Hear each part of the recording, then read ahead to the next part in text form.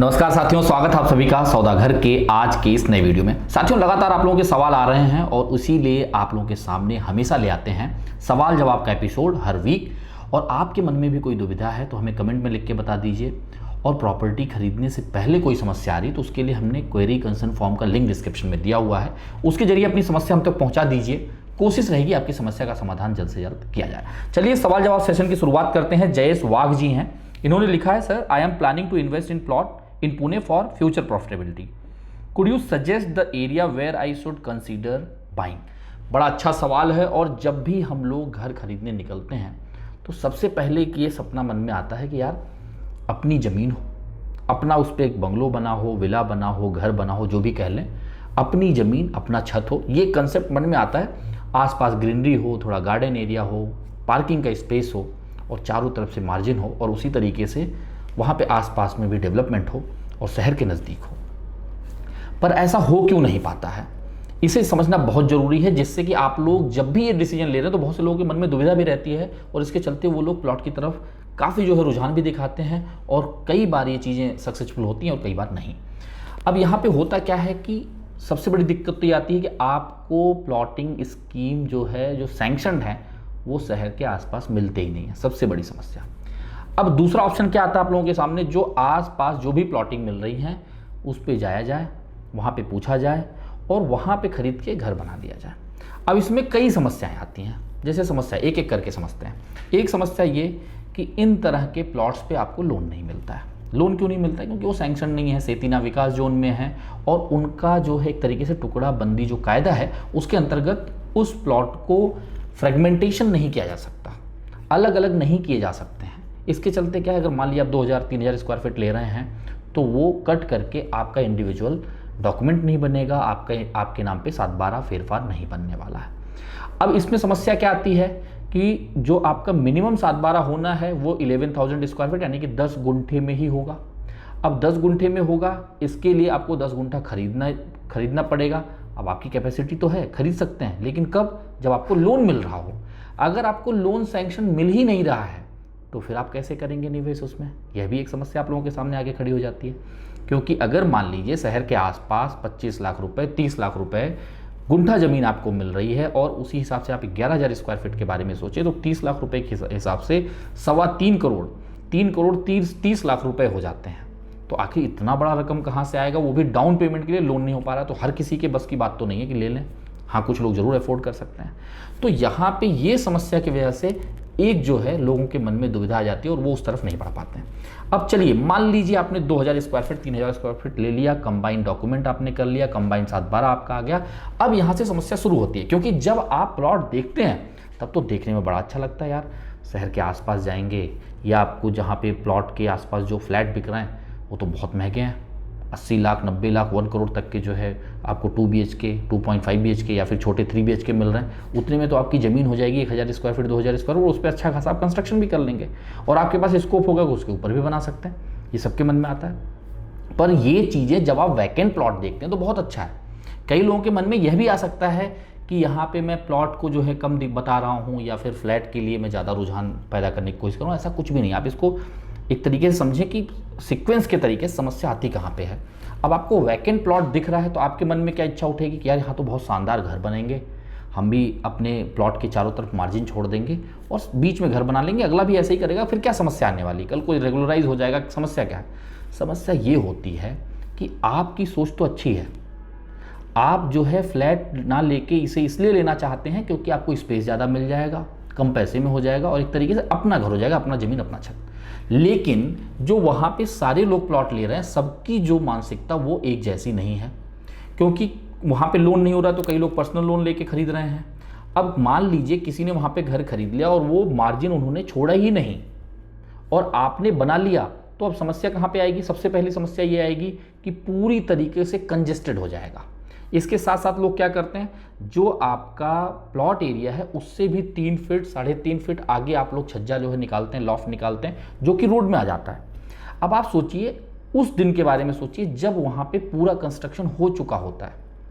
मान लीजिए खुदा न खास्ता वहाँ पे कुछ फायर की सिचुएशन होती, कोई इमरजेंसी सिचुएशन होती है, वहाँ पे कोई चीज़ डिप्लॉय करना है तो कैसे फायर ब्रिगेड की गाड़ियाँ आएंगी? आपको वहाँ पे सेफ्टी टैंक के लिए टैंकर लाना है खाली कराने के लिए, उसमें भी समस्या आएंगी, क्योंकि जब आपने रोड पे ही बिल्कुल बनाया और फिर ऊपर फर्स्ट फ्लोर पे आपने वहाँ पे छज्जा लॉफ्ट निकाल दिया, उसके ऊपर कंस्ट्रक्शन हुआ है, तो वहीं पे रोड पे गाड़ियाँ भी खड़ी रहती हैं। हर कोई जो है अंदर प्लॉट के अंदर पार्किंग भी नहीं देते हैं, और दिए भी तो एक, और बनाने के बाद वो होता है 2 फ्लोर 3 फ्लोर, जहाँ पे रहने वाले लोगों की संख्या ज़्यादा होती है, नंबर ऑफ व्हीकल्स ज़्यादा होते हैं, तो जाहिर सी बात है जो व्हीकल पार्क होगी वो रोड पे होगी, इससे भी एक समस्या आएगी। दूसरी चीज़, अब आप वहाँ पे रह रहे हैं तो वहाँ बेसिक एमिनिटीज़ का क्या होगा? ये स्विमिंग पूल, गार्डन, ये सब तो छोड़ दीजिए, ये तो आप लोग पहले से दिमाग से निकाल चुके होंगे, लेकिन बेसिक एमिनिटीज़ यानी कि वाटर कनेक्टिविटी कैसा होगा?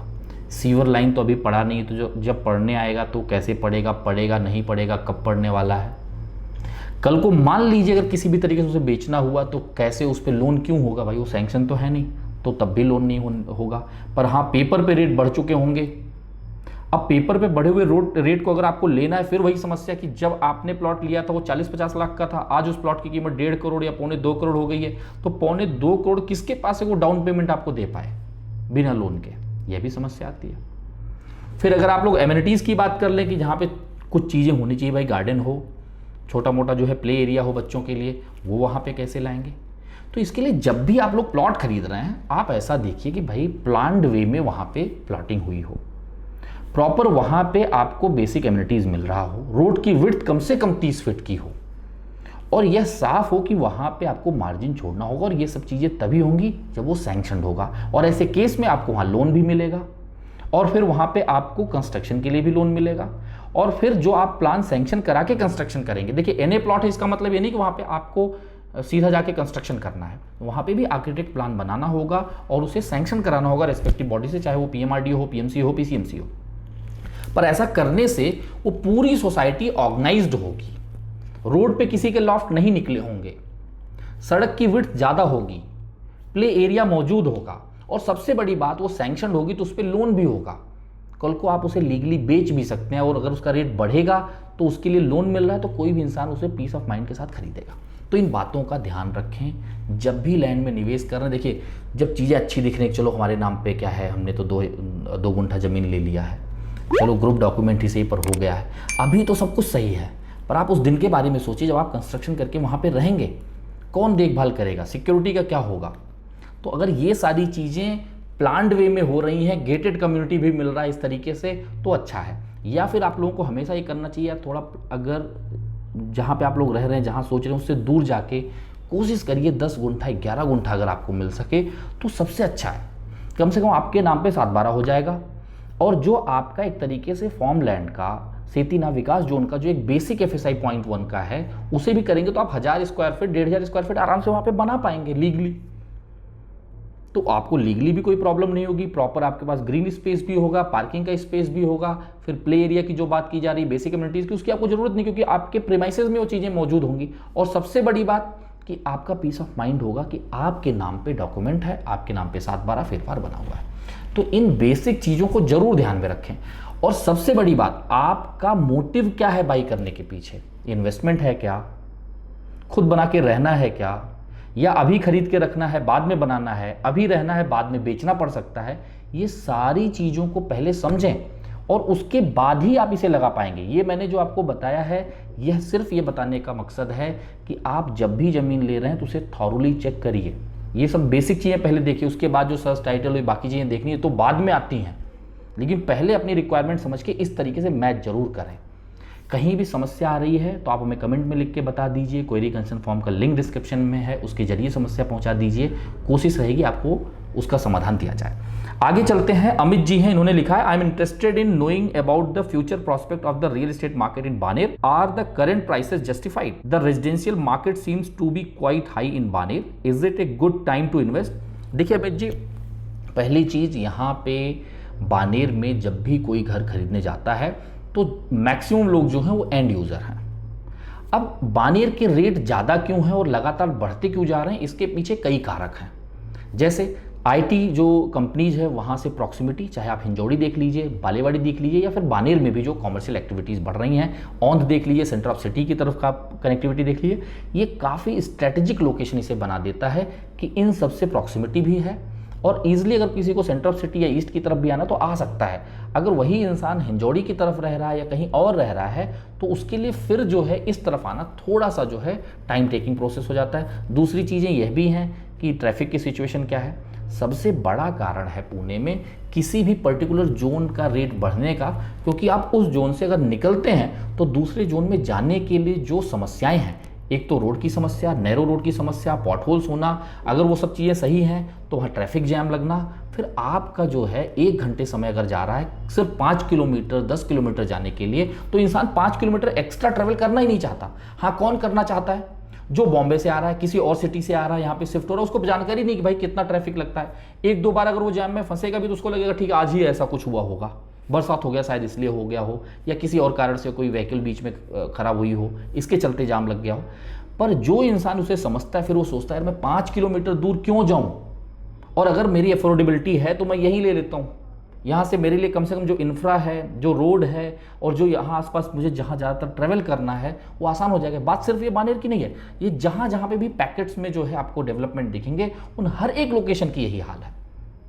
जैसे खराड़े के ऊपर हमने वीडियोस बनाए हुए हैं, बानेर आप देख लीजिए, बालेवाड़ी आप देख लीजिए, वाकड़ के कुछ हिस्सों को आप लोग देख लीजिए, तो औंध जो पहले हुआ करता था वो उसकी भी यही हालत है कि ये पैकेट में जो डेवलपमेंट हुए हैं वहां से जब आपको निकलना होता तो समस्याएं होती, इसके चलते यहाँ पे प्राइसेस बढ़ते जा रहे हैं और जो कॉमर्शियल एक्टिविटीज भी हो रही है वो भी यहीं पर डेंसिफाई हो रही है ज़्यादा से ज़्यादा।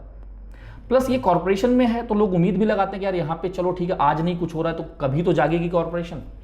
कुछ जहाँ जो कॉर्पोरेशन में एरिया नहीं है, जैसे आपका हिंजौड़ी है, कब से चल रहा है वो पीसीएमसी में आएगा, वो पीसीएमसी में नहीं आया, उसके बावजूद भी वहाँ के रेट बढ़ रहे हैं। वही इफेक्ट हो रहा है जो मैंने आपको बताया कि उस जोन से निकल के आदमी जाना नहीं चाहता।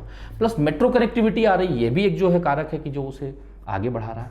तो सबसे पहले जब आप लोग फ्लैट खरीदने जा रहे हैं तो ये एश्योर करिए, उसमें भी जैसे मैंने प्लॉट में आप लोगों को बताया कि आपकी नीड क्या है, आप क्यों खरीदना चाह रहे हैं, उसे समझिए और इस पर डिस्कशन प्रॉपर होना चाहिए। फिर आपको लोकेशन समझना चाहिए, इस नीड को सबसे ज़्यादा अच्छे तरीके से कहाँ पे फुलफिल किया जा सकता है, और ये मैक्रो टू माइक्रो आने का एक प्रोसेस होना चाहिए। तभी जाके हम लोगों का होता क्या है, हम जाएंगे सीधा किसी भी प्रॉपर्टी पे गए, वहाँ पे हमें कुछ किचन अच्छा लग गया, कहीं हॉल की साइज़ अच्छी लग गई, कहीं उसका डेकोरेशन अच्छा लग गया, कहीं पे आपको उसने स्पॉट डिस्काउंट का ऑफर दे दिया, वहीं पे आप जो है बोल्ड हो गए। तो हमेशा जब भी आप लोग किसी भी चीज़ को खरीदने जा रहे हैं उसे इस तरीके से जाइए, भाई मुझे आज तो डिसीजन बिल्कुल नहीं लेना, क्योंकि आप ये सोच के भी जाएंगे तो डिसीजन हो सकता है आप आज वहाँ पहुँच के ले लें। सर आप 50,000 रुपये का टोकन देंगे, इतना डिस्काउंट 1 लाख का देंगे, इतना पता चलेगा वो रिफंडेबल नहीं है, और जब तक आपने ये सब करके फिर जब तक दिमाग लगाएंगे पता चलेगा ये पूरा लैप्स होने वाला है। तो हमेशा समझिए, समझने के लिए अगर आपको तमाम जगहों पे जाना पड़ता है कोई दिक्कत नहीं है, पर जब तक आपके पास ये चीज़ नहीं होगी कि मुझे चाहिए क्या, उसे कहाँ पे प्रॉपर फुलफिल किया जा सकता है, तब तक आप सही डिसीजन नहीं लेंगे। कई लोग रेंटल के लिए प्रॉपर्टी खरीदते हैं, मुझे रेंटल ज़्यादा आना चाहिए, तो प्राइम लोकेशन में ही आएगा। अगर कोई एक तरीके से सैडो लोकेशन है यानी प्राइम लोकेशन के आसपास का, तो वहाँ रेंटल वैल्यू कम होगी। कई लोग होंगे यार ठीक है थोड़ा रेंटल कम आएगा, कैपिटल भी धीरे धीरे अप्रिशिएट होगा और मेरा कोई 5 साल 10 साल का नहीं है, जब भी होगा देखा जाएगा, शायद अगली जनरेशन के लिए इन्वेस्टमेंट, तो ठीक है 10 साल 15 साल 20 साल का होराइजन है, तो जो सैडो लोकेशन है वो भी धीरे धीरे डेवलप होंगे। पर वहाँ पे यह भी देखना जरूरी, कहीं ऐसा तो नहीं कि लोकल लेवल पे प्लॉटिंग्स काफ़ी ज़्यादा हो रही हैं तो रोड कल को जो है वाइड नहीं हो सकते। आज तो दिखेगा कि रोड बन जाएगा, पर अगर आप माइक्रो लोकेशन पर वहाँ विजिट करेंगे तो आप ये देखिए क्या वहाँ पे प्लॉटिंग तो नहीं चल रही है, क्योंकि आसपास प्लॉटिंग अगर चल रही है या हो चुका है तो वहाँ पे लोग जो 1000 square feet 2000 square feet 3000 square feet लिए वो तो घर बनाएंगे ना, खुद नहीं बनाएंगे तो किसी को बेचेंगे, वो भी घर ही बनाएगा।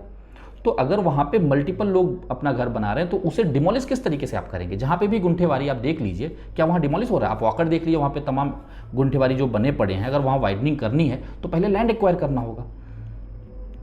प्राइम लोकेशंस पे तो लैंड एक्वायर हो नहीं पा रहे हैं, तो इस जगहों पे लैंड एक्वायर कब होगा, फिर कब वाइडनिंग होगी। तो इसलिए अगर लैंड पार्सल खाली दिख रहा है इसका मतलब ये नहीं कि सब कुछ सही ही हो जाएगा, उस लोकेशन में जाके यह भी समझना होगा कि यहाँ पे किस तरीके का माइक्रो मार्केट ड्राइव हो रहा है। इसके लिए हमेशा समझिए कि आपको किसी एक चीज़ से इन्फ्लुएंस नहीं होना है। बिल्डर से इन्फ्लुएंस हो गए, उसके नेगोशिएशन से इन्फ्लुएंस हो गए, उसके साइज से इन्फ्लुएंस हो गए, वहाँ पे किसी से बात कर रहे हैं उससे इन्फ्लुएंस हो गए, स्पॉट डिस्काउंट से इन्फ्लुएंस हो गए। ये सबसे बड़ी समस्या है जो आपको कहीं ना कहीं गड्ढे में फंसा सकती है, आप ट्रैप हो सकते हैं। तो इसका हमेशा ध्यान रखें और उसके बाद ही अपना कोई डिसीजन फिक्स करें।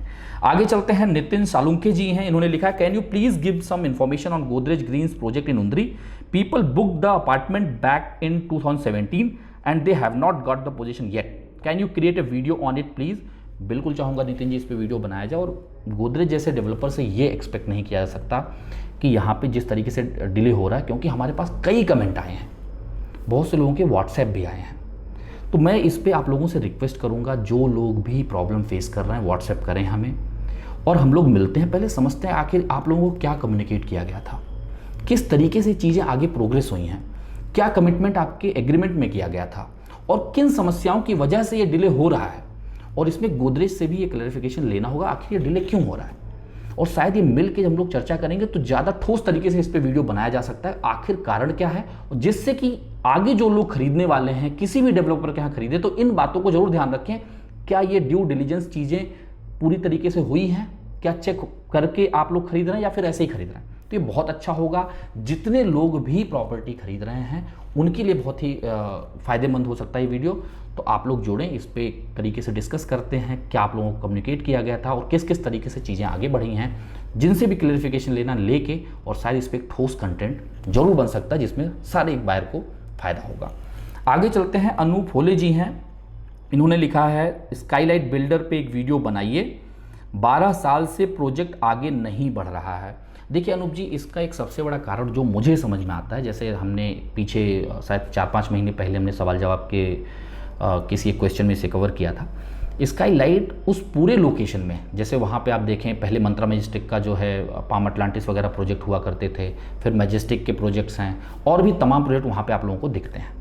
वहाँ पे जो प्राइसेस था वो स्काईलाइट का सबसे ज़्यादा था, और उसके चलते उन्होंने यह बताया था कि भाई प्राइस ज़्यादा क्यों है, इसको जस्टिफाई करने के लिए कि हमारा डिज़ाइन काफ़ी ऐसा है कि एरोडाइनेमिक है, वेंटिलेटेड होंगे, लाइट ज़्यादा होगा। और सच में जिस तरीके से उन्होंने लेआउट डिज़ाइन किया था उस टाइम पे, यानी अगर पीछे जाया जाए लगभग 2013 के आसपास जो है प्रोजेक्ट मार्केट में आया था, तो उस दौरान इन्होंने यही चीज़ इंट्रोड्यूस की थी कि भाई यहाँ पे वेंटिलेशन ज़्यादा होगा, लाइट अच्छी होगी, और हमारा तरीके से सारे फ्लैट को लगभग 2 to 3 साइड ओपनिंग जो है मिलने वाली है।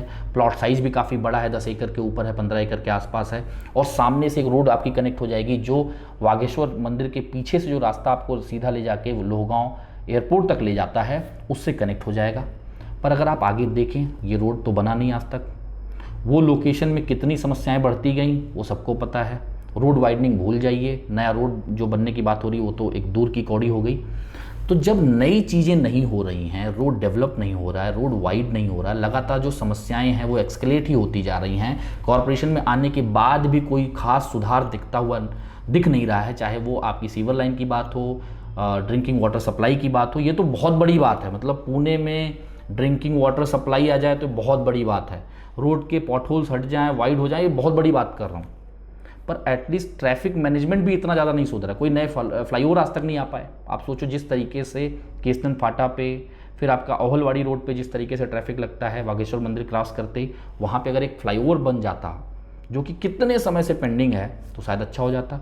लाइफ रिपब्लिक के पास आप देख लीजिए, एंट्रेंस में जो समस्याएं हैं अभी तक बनी हुई हैं। जो लोग ये सोचते हैं कि भाई इतना बड़ा डेवलपर है, ये सब चीज़ें तो हो ही जाएंगी, डेवलपमेंट का क्या सोचना है, रोड भी बन जाएगा, इस मुगलते में मत रहिए। बड़ा डेवलपर है तो चीज़ें हो जाएंगी, ये सब कहने की बातें हैं, क्योंकि ये आपको पास्ट में जाके देखना होगा कि कहाँ कहाँ पे बड़े बड़े डेवलपर्स ने क्या क्या प्रॉमिस किया था, क्या सच में उसका कुछ हिस्सा हुआ है, क्या 50% भी हुआ है। अगर हुआ है तो ही आप इसके भरोसे फ्लैट खरीदिए, खासकर जो लोग अपने लिए घर खरीद रहे हैं, पहली बार घर खरीद रहे हैं। अभी आज की डेट में सबसे ज़्यादा लोग जो पहली बार घर खरीद रहे हैं, अपना पहला फ्लैट खरीद रहे हैं, उनकी उम्र जो है 25-26 साल की एवरेज है। 22 साल के लोग भी खरीद रहे हैं, 28 साल के लोग भी खरीद रहे हैं। और ये लोगों का क्या है कि यार चलो ठीक है, दूर है तो चलेगा, क्यों? क्योंकि हमें ट्रैवल करने में समस्याएं नहीं है, शादी भी 5-6 साल बाद करेंगे, क्या समस्या है, तब तक तो बन ही जाएगा। इतना बड़ा डेवलपर है, इतनी चीज़ें हो रही है, क्या नहीं हो जाएंगी। ये जो एक अपना जो ऑप्टिमिस्टिक अप्रोच है ना, ये अच्छी चीज़ है, हमें रखना चाहिए। पर ऐसा हो नहीं रहा है मेरे भाई, पीछे ऐसा होता हुआ नहीं दिख रहा है। हो सकता है चीज़ें हो जाएं किसी एक माइक्रो लोकेशन में, पर ज़्यादातर जगहों पे ये नहीं हो रहा है। तो इसके भरोसे खासकर जो अपना घर खुद के लिए रहने के लिए ले रहे हैं, उनको ज़्यादा सावधान होने की ज़रूरत है। आपको ज़्यादा मार्केट में घुस के चीज़ों को समझ के उसके बाद ही डालिए पैसा। अभी ऐसा दौर है कि चीज़ें बनना शुरू नहीं होता है और वो बिक जाता है।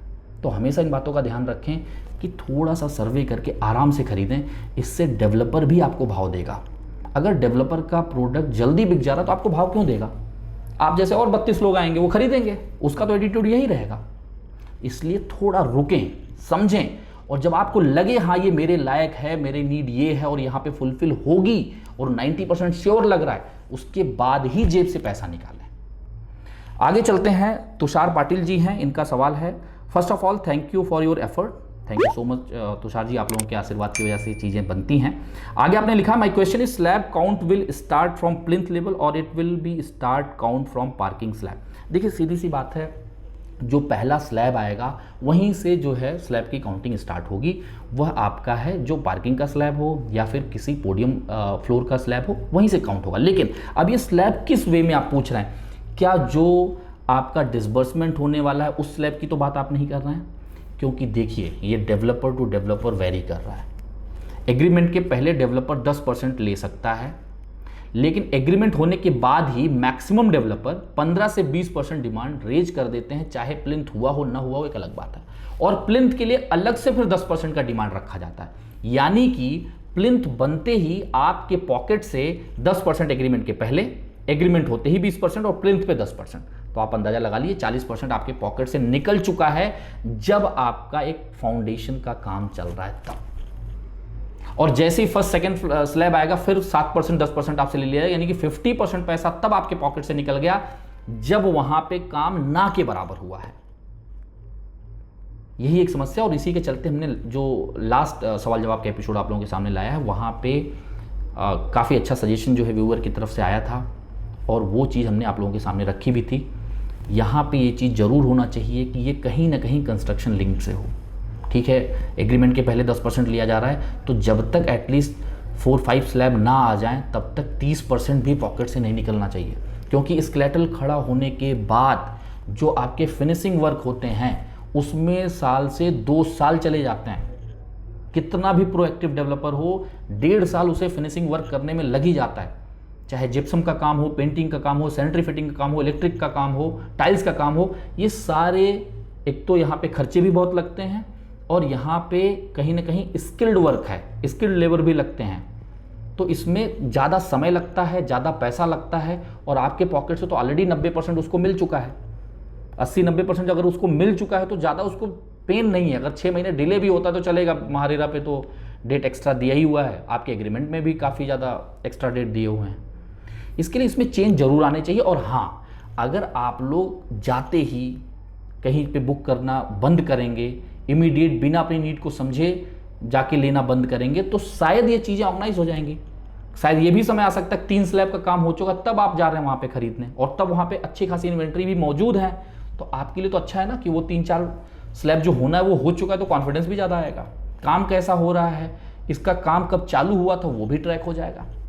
पर ये एक तरीके से काफ़ी लंबी बातें हो रही हैं कि ये हो पाएंगी नहीं हो पाएंगी, पर हमें प्रयास जरूर करना चाहिए।